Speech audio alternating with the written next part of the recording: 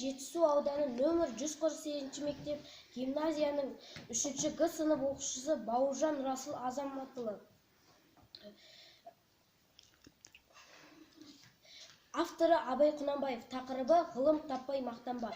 Ғылым таппай мақтанба, орын таппай баптанба, құмарланып шаттанба, ойнап босқа күлуге, 5 нәрседен қашық бол, 5 нәрсеге асық бол.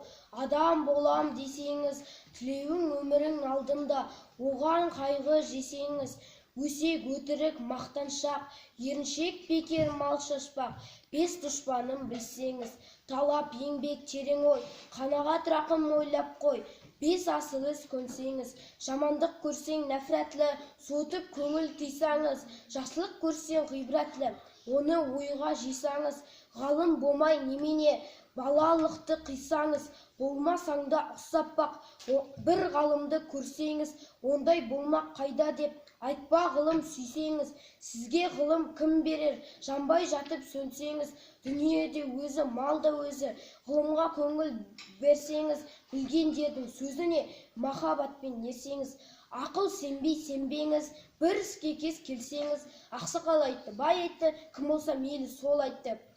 Ақыл менен жеңсеңіз, надандарға бой берме, шын сөзбенен өлсеңіз, аят хадис емес қой, күпір болдың демес қой, қанша қарсы келсеңіз.